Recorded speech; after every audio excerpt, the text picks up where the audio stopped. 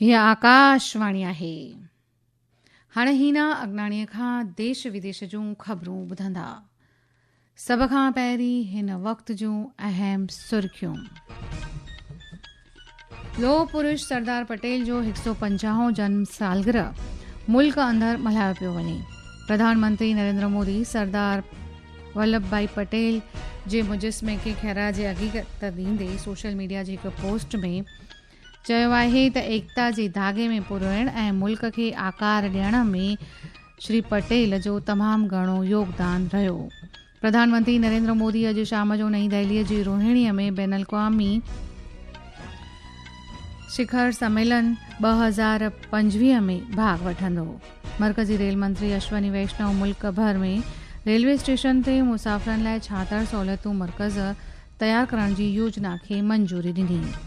मरकज़ी हुकूमत चयो आहे त 10 दर्जे में हाणे स्कूलनि में AI ते अभ्यास शुरू कयो वेंदो। NDA मुहाज़ अॼु पटना में बिहार विधानसभा चूंडुनि 2025 लाइ पंहिंजे चूंड ढंढेरे जे वाइदनि वारे पदरनामे खे जारी कंदो ऐं रांदियुनि में ICC औरतुनि जे हिकु ॾींहं वारी आलमगीर कप में भारत काल्ह नई मुंबईअ में सेमीफाइनल मैच में ऑस्ट्रेलिया खे शिकस्त ॾिनी आहे। हाणे ख़बरूं तफ़सील सां।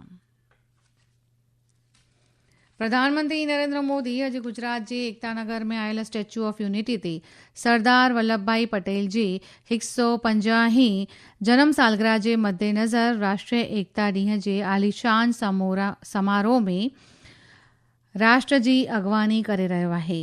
प्रोग्राम में हिकु आलीशान परेड, सकाफ़ती प्रोग्राम, तोड़े भारत जी एकता ऐं गूनागूनियत खे निमा करण वारी श्रद्धांजलि अर्पित कई पई वञे।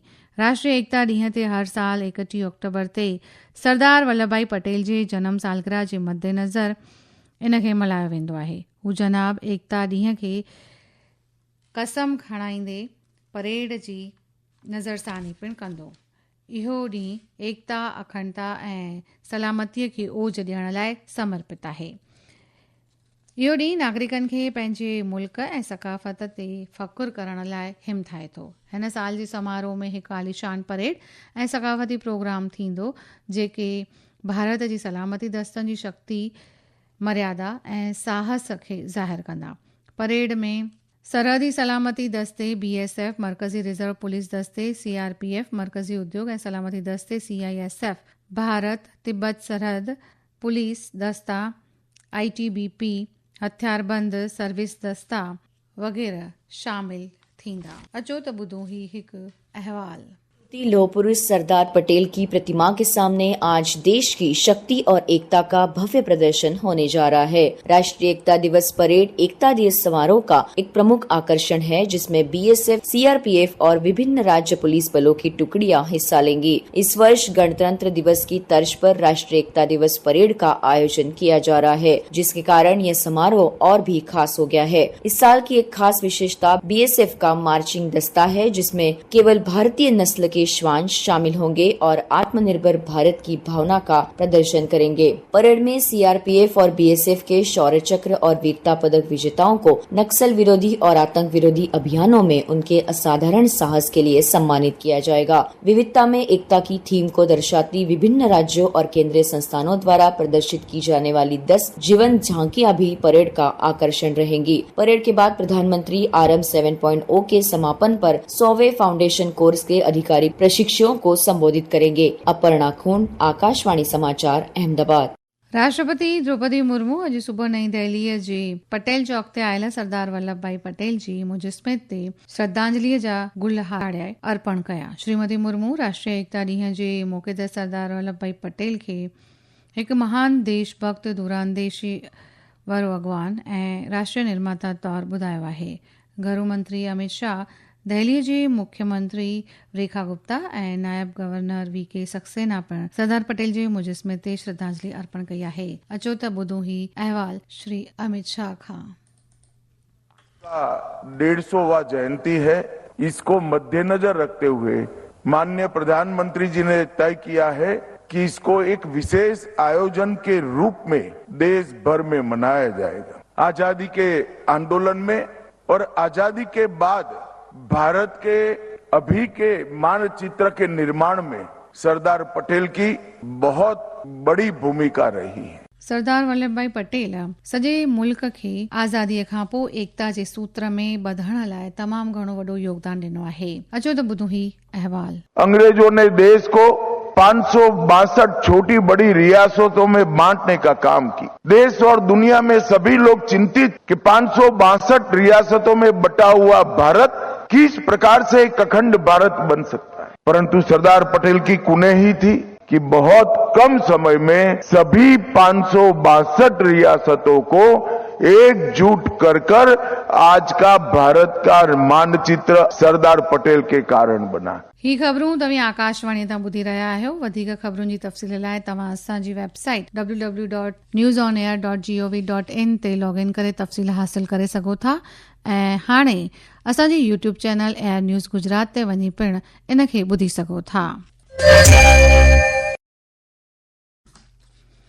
मरकज़ी रेल मंत्री अश्वनी वैष्णव मुल्क भर जे रेलवे स्टेशननि ते मुसाफ़िरनि लाइ छातर सहूलियतूं मर्कज़ तयार करण जी योजना खे मंजूरी ॾिनी आहे। इहो फ़ैसिलो नईं दिल्ली रेलवे स्टेशन ते सहूलियत मर्कज़ तयार करण जी कामयाबीअ खां पोइ वरितो वियो। मरकज़ी मंत्रीअ हुकुम ॾिनो आहे त सभिनी रिहायशी खिते 2026 जे तहिवारनि वारी सीज़न खां अॻु ई मुकमल थियणु घुर्जे। नईं दिल्ली स्टेशन ॾियारी ऐं छठ दौरान मुसाफ़िरनि जी वधीक भीड़ खे नईं सहूलियत मर्कज़ ज़रिए इंतज़ाम हेठि आंदो वियो, जंहिंखे चइनि महीननि जे अंदरि मुकमल कयो वियो हो। प्रधानमंत्री नरेंद्र मोदी अॼु शाम जो नईं दिल्लीअ जे रोहिणीअ में बैन अल-क़वामी आर्यन शिखर सम्मेलन 2025 में भाॻ वठंदो। इहो प्रोग्राम महर्षि दयानंद सरस्वतीअ जी 200हीं जन्म जयंती ऐं आर्य समाज जे समाज सेवा जे 150 साल पूरा थियण जे मद्देनज़र मुंतज़िम कयो वियो आहे ऐं ज्ञान जोत जो हिसो आहे। इन मौक़े ते प्रधानमंत्री में शामिल अवामी समूह खे ख़िताब पिणु कंदो। इन शिखर सम्मेलन में भारत ऐं परडेह में आर्य समाज जे 51 एवज़ी शामिल थींदा, जेके महर्षि दयानंद सरस्वती जे सुधारवादी आदर्शन ऐं संगठन जी आलमी रसत जी आलमगीरता खे ज़ाहिर कंदा। मरकज़ी हुकूमत चयो आहे त दर्जे 3 में हाणे स्कूलनि में AI ते अभ्यास शुरू कयो वेंदो। तइलीमी महकमे चयो आहे त इहो क़दम ॾुखियायुनि ललकारुनि खे हल करण लाइ AI जे इख़लाक़ी इस्तेमाल जे ॾिस में अहम क़दम आहे। इहा तकनीक दर्जे 3 खां शुरू थी बुनियादी सतह ते ई शामिल थी वेंदी। हुन चयो त AI कम्युनिकेशन, सोच, सिखण ऐं सेखारण जी भावना खे मज़बूत कंदी। महकमे ॿुधायो आहे त मरकज़ी माध्यमनि तइलीमी बोर्ड CBSI AI मद्रास जे प्रोफेसर कार्तिक रमन जी सिदारत में हिकु समितीअ खे जोड़ियो वेंदो। राष्ट्रीय जनतांत्रिक मुहाज़ यानी NDA अॼु पटना में बिहार विधानसभा चूंडूं 2025 लाइ पंहिंजे चूंडुनि वाबस्ता वाइदनि वारे ढंढेरे खे जारी कंदो। BJP जे राष्ट्रीय अध्यक्ष जगत प्रकाश नड्डा सभिनी 5 घटक धुरियुनि जी आला अॻवाननि सां गॾु सुबुह जो 9:30 बजे पदरनामे खे जारी कंदो। इन मौक़े ते JDU जे राष्ट्रीय सरबराह ऐं मुख्यमंत्री नीतीश कुमार, BJP जे बिहार चूंडुनि जे प्रभारी धर्मेंद्र प्रधान ऐं ॿिया आला अॻवान इन में शामिल थींदा। अचो त ॿुधूं ही हिकु अहवाल। JP नड्डा बिहार में आज लगातार दूसरे दिन NDA प्रत्याशियों के समर्थन में चुनावी सभाओं को संबोधित करेंगे। श्री नड्डा आज बक्सर जिले के ब्रह्मपुर और पटना के बिक्रम में NDA प्रत्याशियों के समर्थन में जनसभाओं को संबोधित करेंगे। महागठबंधन की ओर से मुख्यमंत्री पद के उम्मीदवार तेजस्वी प्रसाद यादव लगातार जनसभाओं को संबोधित कर रहे हैं। श्री यादव आज मुंगेर, खगड़िया, बेगूसराय और समस्तीपुर में 9 चुनावी सभाओं को संबोधित करेंगे। इन विधानसभा क्षेत्रों में पहले चरण में चुनाव होना है। इधर चुनाव प्रचार के दौरान सत्ता पक्ष और विपक्ष के नेताओं के बीच आरोप प्रत्यारोप का दौर तेज हो गया है। भारतीय जनता पार्टी ने चुनाव आयोग को पत्र लिखकर कांग्रेस नेता राहुल गांधी पर प्रधानमंत्री नरेंद्र मोदी के खिलाफ अपमानजनक टिप्पणी करने का आरोप लगाया है। ICC महिला हिकु ॾींहं वारी विश्व कप भारत काल्ह नई मुंबई में आयल DY पाटिल अकेडमी स्पोर्ट्स में खेॾियल रोमांचक सेमीफाइनल मैच में ऑस्ट्रेलिया खे 5 विकेटुनि तां शिकस्त कंदे हाणे फाइनल में दाख़िल थियो आहे। 239 रन्सुनि जे मक़सद जो पीछो कंदे भारत 5 विकेटूं ऐं 9 बाल बाक़ी रहंदे मक़सद हासिल करे वरितो। आख़िर में ख़ासि ख़बरूं हिकु दफ़ो वरी।